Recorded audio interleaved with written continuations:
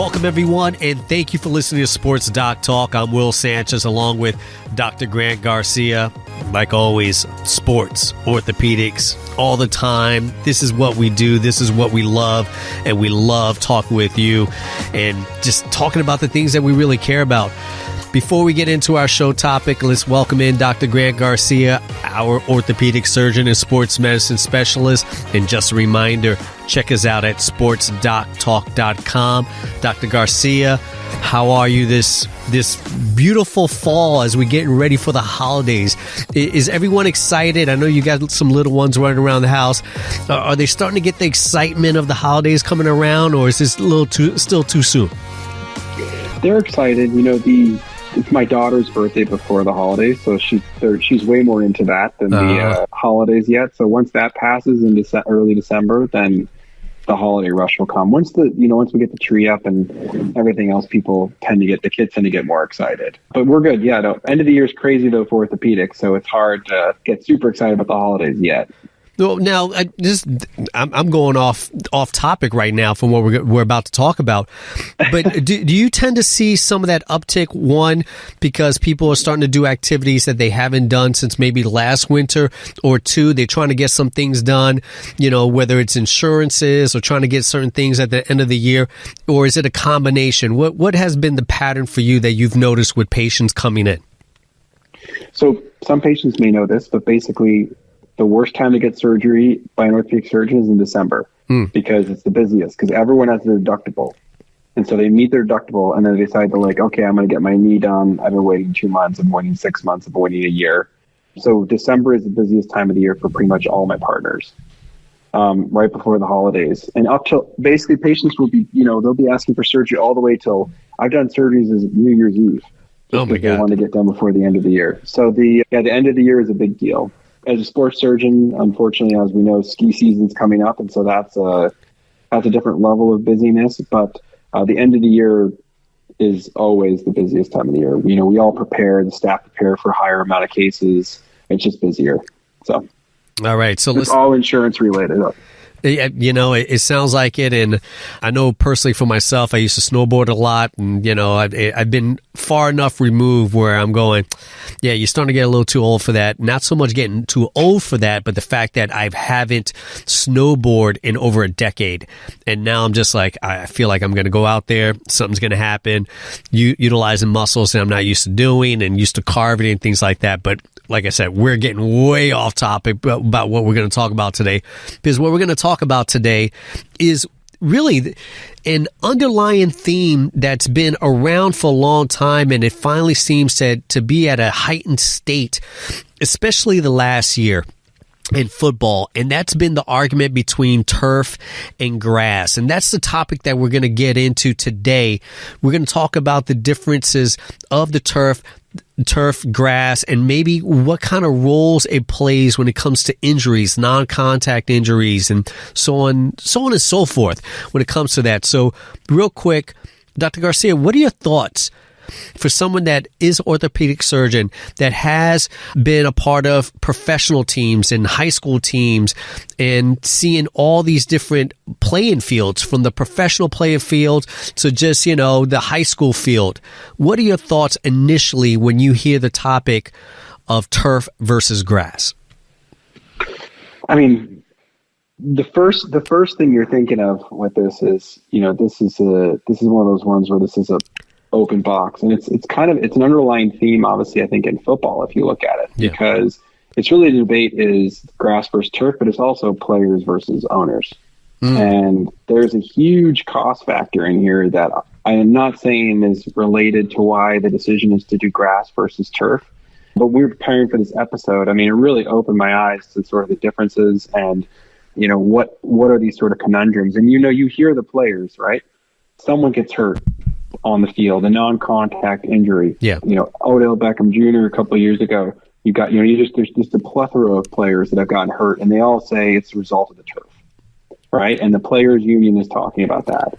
But then you have some studies that show, there's maybe no difference, and maybe those were earlier studies. And you always have to be careful in who's the bias here, and understanding all these different things. But I think the audience is going to just enjoy hearing about what goes on with that debate, and then the preparation, right? Because I didn't even know anything about that they were looking at the quality of the turf, and they have to have a certain criteria in order to meet that, in order for the game to be allowed to be played. And the same thing with grass.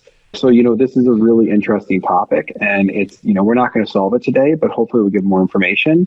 And there may be a little bit of biased opinion here, but again, I'm also somebody who doesn't, as much as I make my living off of injuries, I have no interest in people having more injuries. And so I do think it's important for people to understand the differences.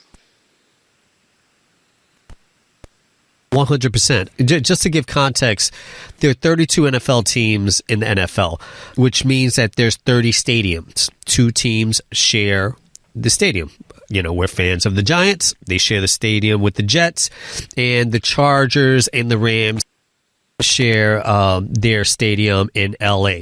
So there's 30 NFL stadiums, and right down the middle, 15 of them use grass fields. The other 15 use some kind of synthetic turf.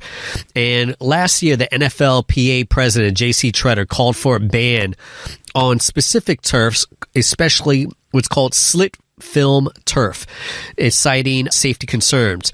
And this type of turf has statistically have had higher in-game injury rates compared to other surfaces for each of the following, right? The non-contact, missed time, lower extremities, foot and ankle injuries.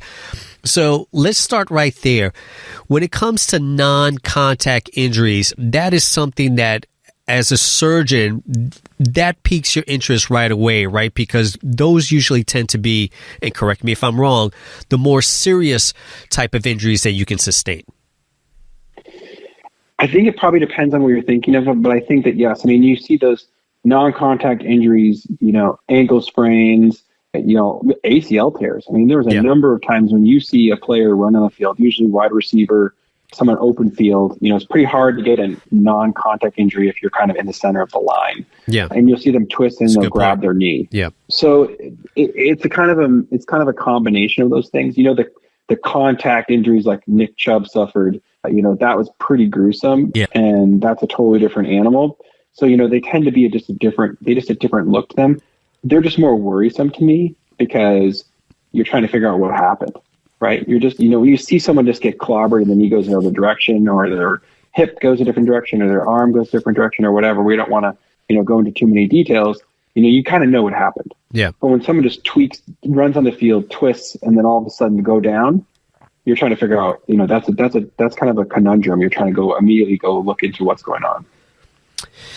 This might be a stretch here, but have you noticed, or in your profession, a higher tick of injuries from turf to grass, or is that just too hard to really kind of realize, or, having asked that question with your patient from what you've seen from, players coming in, whether it's soccer, football, lacrosse, because especially, I guess, at the high school age, they're probably going to play more on turf fields because of the cost savings for these stadiums than compared to maybe some of the other fields that are happening, at, the city park or something like that. I think that's an important point. So, I'm not asking them, unfortunately, when they're in the office, did you play on grass or injure yourself on turf? But it makes more sense to me, right? The idea of grass, more give, right? It can rip apart, it can pull, and if you have these thick cleats on, you're still able to kind of make some turns. Yeah.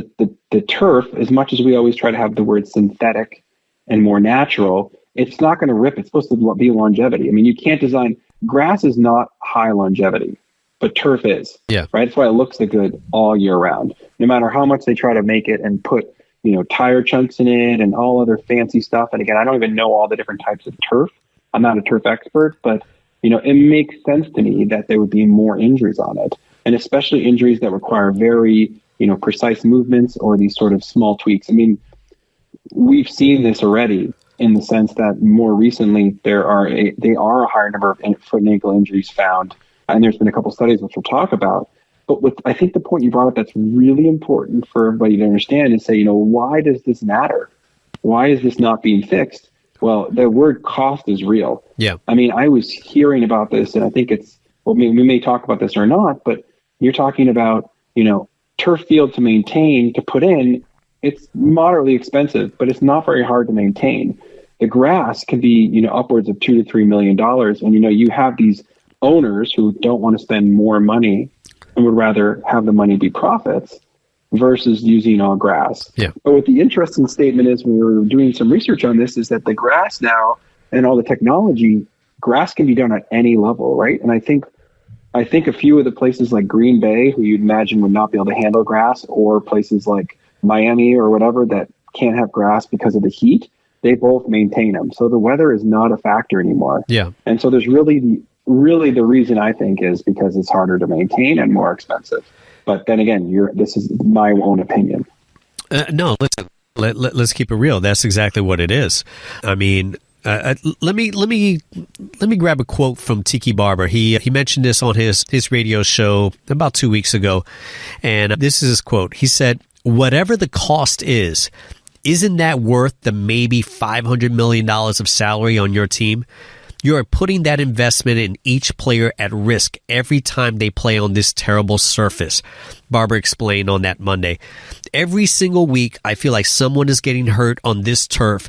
If the Giants and the Jets are serious about player safety and the NFL, they have to change that turf to grass. I don't care how much it costs. It's worth it in the last players' salaries. You're paying guys to be on injured reserve." And just for the non-football fan out there, Tiki Barber is a former running back great from the New York Giants. He has affiliations with the Giants. He works with the Giants. He works on their flagship store. He has relationships with the owner, John Mara. So he has really kind of put himself out there. This is not coming out of left field from someone that it doesn't have insight. So this seems really, really personal and kind of a reach out there to the owner to say, hey, you have to get this done no matter what the cost, because the cost of losing these franchise players are going to cost you more. What do you think about when you hear that quote from Tiki Barber? I think that's an incredibly good point. And it also begs the question, why have we not done this? And I know that the problem you have, and we've talked about studies on this show, and how they can be really, challenging, and they're always a little bit biased one direction or the other, and there's statistics we have to look at. But, if you have the same study being done multiple times, which we could talk about that one we were mentioning previously, recently showing a significant uptick in foot and ankle injuries with the artificial turf, they're not lying, and you have players arguing for it, and you're absolutely right. I mean, we all talk about this. Why do I do certain treatments on a professional player that's different than I do on a regular natural athlete? Unfortunately, they are paid more money, and so as a result, even if they get them back one game earlier, it's worth the more expensive treatment or the out-of-pocket expense because I want to get them back. But if I get back 1 week earlier, or you get back 1 week earlier to your, our day jobs, it's not the same financial difference. And so, these guys being out and being paid on injury reserve, you're absolutely right. It's not that expensive to put grass in and maintain it compared to one of your best players or a combination of players. I mean, even one or two players that are making $2 to $3 million a year, which is considered low for the NFL. If they are on injured reserve, that already pays for the grass. And so it's kind of a silly thing. It's almost at this point now an ego thing, I think, and just sort of like that's the way it's been done. Right. And obviously it makes it easier for them. It is a lot of hassle to have to change it over all the time. But at the same point, it's not like there's only one or two teams doing it. Half the teams already have grass. And so I think that his quote is excellent. He's got good insight. Again, he's not a statistician. He's not a grass master. He's not a turf master. But nonetheless, he's done this enough that I would really trust his opinion, and he cares for his players, but he also cares for the Giants. So for him to say that, that's a big deal. Yeah, and we're talking about a player, and like I said, for the listeners that don't know who he is, he retired at the height of his football career. He led the NFL, or was the second leading rusher in the NFL when he retired. And he retired because of the fatigue that he felt. That, it's getting beaten up on Sundays by players, but also landing on turf. And for anyone that's ever played, right? I'm not just saying football, soccer, anything. When you fall down, we look at them, they fall, they get up. that hurts. Those fields, those turf fields hurt. It's like it's just falling down on something hard, and it makes a big difference. I want to put in context, because if you're looking on a grand scale around the world, the biggest game around the world is soccer, and the biggest league is the Premier League. And just to give you context, their football, they call them football pitches, as far as their fields, and stadiums opt for a high-quality hybrid grass system. And that hybrid grass system, which the NFL does have for their grass fields, especially in Arizona, right? We go back to these hot-weathered states or cold-weather states. They're using this hybrid grass. They use about 95% of this hybrid grass, then it's reinforced with like this artificial turf fibers, like the other 5 to 10%, depending on the quality of grass. So if the Premier League, which is like I said, at the highest level with the biggest sport in the world, this is what they're doing for their players because they pay them a lot of money, maybe the NFL should take a page out of that and put that into their stadiums, because these players have been asking for grass fields for quite a long time. Dr. Garcia, when it comes to high schoolers playing that have no choice and they're playing on turf fields, what are some of the concerns, or have you noticed concerns besides injuries? Is there uptake in concussion or anything like that from hitting these hard turfs? Or once again, is this something that, if you don't ask the turf when you have the communication with the patient, it's hard for you to really know? I mean, I think this is a challenging and sort of loaded question, but I'm used to it on this show. So, yeah. I know. So my bad.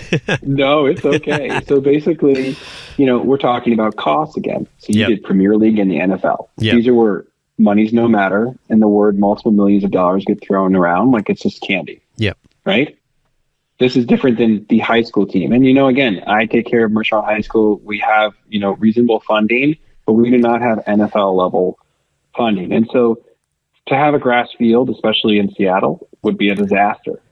And so the artificial turf is nice because even if it rains, it's not very slick. Yeah. But I do worry. I mean, we know there's an uptick in concussions. We know there's an uptick in injuries in general because players are getting faster and you have these mismatches, especially in high school. I mean, it's almost more of a risk, right? Yeah. Because some kids haven't gone through full puberty yet, et cetera. But I do think that, when I see those players hit the turf field, it looks harder. It looks more uncomfortable.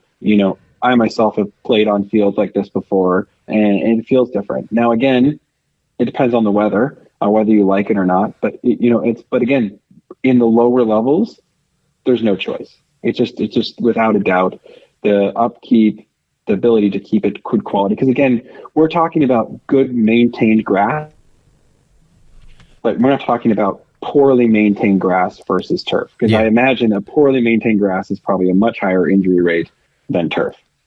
Yeah, and some of these turf fields are, as you say, not in great shape. They're kind of coming off at the seams. I know Magnuson Park, which is in Seattle. It's a big park out here. They have a couple of fields. One of them is in excellent shape. They changed it about 2 years ago. And they have another one where I've seen rugby games being played, and it's coming apart. And I think they finally closed it up. So I'm assuming that they're going to start working on it. So even some of the turf fields, it makes it even worse if they're not in great conditions. But, like you said, those are the situations. There's only but so many fields out here, and you just kind of wish that things could be a little bit better, but it is what it is. As we wrap up the turf versus grass conversation, I'm going to be a little cynical here, but I'm feeling kind of that way. This is the week I'm kind of having, so I'm going to go a little cynical here and say that I think also, and you take it with a grain of salt, when I think about these owners maybe being hesitant to change right away and give the players what they want, I start to think about negotiations and give a little and take a little, and we'll give you this, but we want that. And, we got 17 weeks. We would love 18 weeks, and we could do this and we could do that. Like I said, I have no idea, no justification, but we know this is a business, and businesses with owners and players is a give and take type of situation. So I'm not saying that that's what the case is, but there's always that little voice in the back of my head, because I'm playing cynical this week, that possibility may be there. I think that's an excellent point. I think you may find out sooner or later. You may be more correct than you think. Well, I'm hoping nobody comes knocking on my door. I'm not that. Let's make sure we don't have Goodell's goons coming after me. You've hit it big on the podcast when people from the NFL start knocking on your door. All right, let's make sure we don't hashtag the NFL when we release this. All right, let's go to a great story. I was really excited about this. I saw this a few months ago. And then I'm watching Sunday Night Football, and there it is. There's a commercial by AT&T, and I was like, this is amazing. I was talking with Dr. Garcia about this. We said, next show, we're going to talk about it. Sure enough, commercial on Sunday Night Football. And this is their AT&T 5G helmet, which has been used this year on October 7th at the Gallaudet University. This school is for the deaf, and they have a football team. AT&T created this helmet that they can utilize, and it has a screen in front of their helmet, a clear screen where the coach can put this information, the play call. The quarterback could see it in the rest of the players, and they know exactly what's going on. So this is really a game changer. Before we get into all that, what are your initial thoughts on this type of technology that's out there? And how do you think that can benefit you? Because we always talk about technology in your field. And what can you see as a next level for this type of technology in orthopedic surgeon? Well, in the interest of time, I won't get too excited about this. But this, when I saw this and you showed it to me, this is pretty impressive technology. I think it's good for the audience to hear about it. I mean, the ability for these deaf players to be able to see the heads-up display screen and see it in action, plus the idea of the 5G helmet having all the communication signals. I mean, remember the old shows when people were trying to tap on their helmet because they couldn't hear the play call? Yeah. It sounds like this is completely new technology. And so this is really interesting to see, because we always talk about concussions in helmets, but not really what else that can be brought into them. And the ability of this to sort of run new plays, or especially for some of these players that go, even in the NFL level, but college, high school, when you're learning the plays, to have one of these heads-up displays, especially for some of the wide receivers, et cetera, especially if you just started on the team and you haven't been able a chance to learn them all, that's pretty awesome. A lot of times they use, in our high school, we use signs and things like that to show them. But to have this sort of technology with this helmet built in, I think it'd be a game changer in terms of just being able to do a more plethora of things and keeping everybody organized. For my work, we already do some of this stuff, and this is pretty awesome. This heads-up technology / virtual reality is kind of a coalesces together. When I do some of my surgical videos, I have this 4D or 4K head camera that I wear, and I actually have a heads-up display in my eye when I'm operating, and I can see what I'm doing, so I know whether the picture is going to be good quality. Yeah. So I already do some of this stuff. And the new features we're talking about are, you get 3D mapping of the patient for shoulder replacement. And then you can actually see if you put the implant in, and you can actually virtually put it in with your hands. Now, again, that technology is limited, and there's different things. And this is going to be, I think, one of the next generations of technology for surgeons. Because what we could do is get an MRI or a 3D CT scan. So what it is like a CAT scan, and then it basically will show someone's bones or anything in 3 dimensions, and you can spin it around in your helmet. It's essentially like having a computer right there that's sterile. And then it can also have part of your surgical plan. So as you're putting things in, it will show you if you're doing the right orientation. They already do a lot of this guidance sort of 3D modeling in spine surgery, and we're doing it in a lot of other places because we've noticed that the precision that we can do things is even better. So you have a highly trained, skilled surgeon with incredibly high technology. It's going to make your surgeries better, more precise, and faster. And the less time you're under surgery, the better you do. It's just, there's no doubt about it. Yeah. If you do a good surgery, but you're also efficient, that is the best case. And I've seen in surgeries, when I have really efficient surgeries over time, as I've gotten better and better, I've seen that my patients are doing better and better, and I'm doing maybe the same surgery, the exact same thing from the year or two before that. But as you get more efficient and you have less time under anesthesia, it just makes more sense. And so, all this technology is only going to help patients, which is pretty awesome. And I think they're going to see technology in the higher level for football. How do you see this as a teaching tool? Let's say Dr. Garcia, a few years from now, where maybe he's now teaching the young bucks, the young men and women of the future surgeons, and you're sitting there as a proud papa and having some kind of technology like this that you can sit there almost kind of like a coach and guide them through something like this, or maybe something beyond even our thought process. This is stuff I think about. I'm like, now, just besides what you're doing right now, but how can you use this as a guidance or a teaching tool going forward? What are your thoughts on something like that?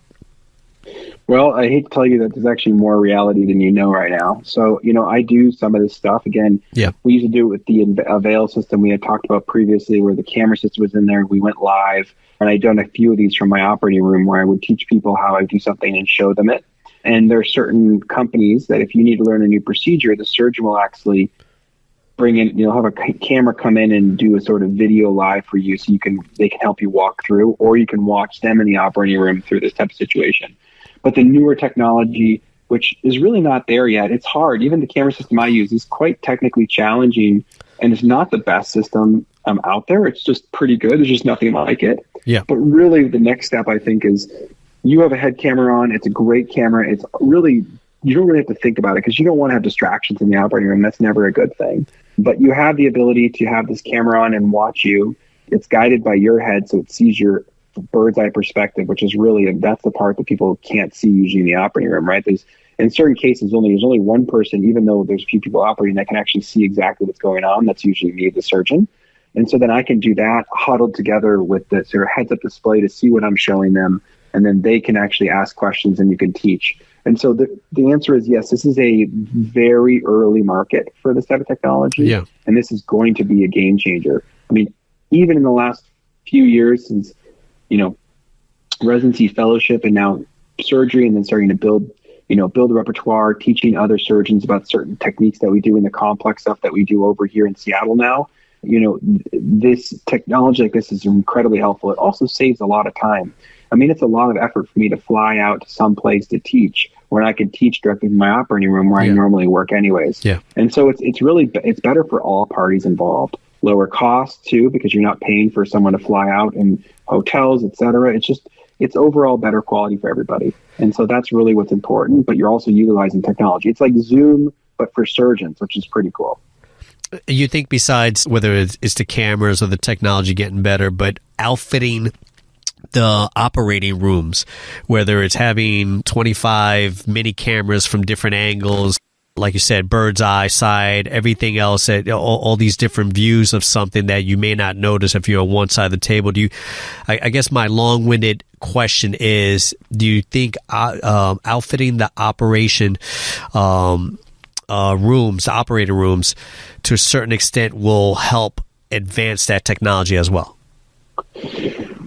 It will, and it's also the push. It's the push for the companies who want to teach. It's the push for the surgeons who want to have that better perspective. I mean, hospital surgery, where I trained, we had cameras. We had one camera in the lights, and so you could bring it over to right where you want it to be. And so we had so many people that would come from all over the world to watch our surgeons operate, because obviously it's one of the best hospitals in the world for orthopedics. Yeah, and we had so many visitors all the time from international that they would sit in the back and they could watch the whole surgery and ask the surgeon questions. So, that's what a lot of these newer operating rooms and technologies do. We're more of a private practice, so it's a different teaching facility, but a lot of facilities nowadays are starting to do more outfitting of that, right? Because you want to be able to see, and people want to come in if they're going to shadow you and watch. They don't want to see someone turned around talking to them and kind of mumbling. They want to be able to see the whole thing. It makes the experience better. And as we all know, what you hear about 20%, but when you see it, it's a whole other animal. Right? You're like, that makes perfect sense to me. It's funny. I was thinking of like some old movie where the surgeon turns around and looks at, the young surgeons that are coming up all dressed in white. I'm now going to do this, and, turn back around. Yeah. And they've got a little, pencil and notepad and taking notes and things like that. So thanks for that visual. When you think about the university and the football players, this university education for the deaf, I saw a video when they introduced the helmet, they introduced the technology to them, saying this is going to be available to you. and said, man, I'm really happy for the kids that are going to college and playing football and having something like this. And I'm looking forward to the technology that's going to keep expanding, and who knows where this kind of goes. What are your last thoughts on this technology and just, this 5G helmet that Gallaudet was able to use? Well, I'm just really excited. Hopefully we can do another episode like this in a year or two and talk about, hey, remember that episode we had on the 5G helmet from the prestigious university in DC? Yeah. Now look at it being used more. It's so fun that we've done this for so long now, with the new rebranding of the show, but even our old episodes, we've done this for almost 3 years? Yeah. And we can now look back on episodes and be like, oh, look how wrong we were. But also, every once in a while we can say, look at all the cool technology we're talking about. Look what it is now. I think this is going to be a good segue to the next few episodes, which hopefully our listeners will enjoy. The next episode, we have an excellent entrepreneur we're going to talk about some new technology and napkin to reality, which everyone will really enjoy. That episode was extremely hot on our podcast. Yeah. And then the end of the year episode, which I know Will and I are really excited about, is I talk and Will talks about a lot of fancy things that we do in orthopedics and sports. But, I talk about like, hey, check this new thing out we're going to be doing. But that thing we talk about doing is only 6 months old. Yeah. Well, now it's been about a year or two. So where are we at? What were you right about? What were you wrong about? And, hopefully we get more rights than wrongs. And, we're pretty happy with the new technology, but I think that the listeners want to hear about it. This is the most cutting edge stuff. And there's some new things too. And again, I tell everyone and my patients that if you come back to my office or my PAs, if you come to my office in the year or two and I'm doing exactly what I did before, then I'm not getting better. And that's something you should be worried about. That is and great so every statement. year we're advancing. And so I'm really excited to have the listeners hear about all this new technology that I can offer them and how we continue to push the envelope in the future. So that'll be our sort of Christmas episode. So we're excited. Thank you all for listening, and follow us on all the platforms we've talked about. And Will, I hope you feel better. And obviously, many thanks for coming on tonight. I know you weren't feeling up to it, but I think that the listeners will be really happy to hear our turf discussion and our 5G helmets. So before we go, I got some trivia for you. You're trying to sneak on out of here. You were like, all right, people, man, thanks for coming. Good night, y'all. No. Hold on a second. All right. We were talking about the 5G helmets and all these wonderful deaf and blind athletes. It's a deaf and blind school, so that's why I mentioned the deaf and blind athletes, but they're deaf athletes. So, and I think you got this here. All right. So, some of the hearing, impaired players was Bonnie Sloan and Larry Brown and Kenny Walker and even Flozell Adams. He played with Pittsburgh and the Cowboys. Some really well-known kind of players if you're a football fan, right? But the first legally deaf person in the NFL, do you know who that player was? Oh, my gosh. No, I have no idea. He was a Super Bowl champ, and he played for the Seattle Seahawks. I got him. Not Jim Zorn. No, he's not deaf. No. Who? No, who is it? Derek Coleman. Derek Coleman was on the football team with the Legion of Boom. He won the Super Bowl with them. He is recognized as the first legally deaf person. The other players I mentioned before, they had some hearing issues and loss of hearing, and I think some of the loss of hearing is probably getting smacked upside the head by Too Tall Jones and some other players, but that's a whole other story. But the first legally deaf person in the NFL was Derek Coleman for the Seattle Seahawks, and he won himself a Super Bowl. So just tying all of that there together. Wow. So imagine how difficult it was for him to play in the NFL at the NFL speed and still be able to be a player. And he was a player 5-6 years at least. I don't have the numbers in front of me, but he played and he made it. So kudos to Derek and everyone else out there that are playing and doing their things, whatever the challenges are. Just a little information. And I know Dr. Garcia was trying to get out of here before we got to the trivia. So we just want to thank everyone. Thank you for listening to Sports Doc Talk. Check us out at sportsdoctalk.com. We've got our shows. We've got transcripts of the shows, right? We're talking about, this is a great episode, right, for deaf, right? We're there. We have this information on our website. You can read all the mumbo jumbo that I'm talking about right now. You can read it in our scripts and our transcripts. So please check out the website. There's a lot of great information. Dr. Garcia always has some really cool stuff and talk about cool toys and all the other stuff that we talk about. So please check it out. Dr. Garcia, before we go, any last words? No, thanks to all those listeners. Always fun. Thanks, Will. And looking forward to next episode. All right. Thank you, everyone. Thank you, Dr. Garcia. Take care. Take care.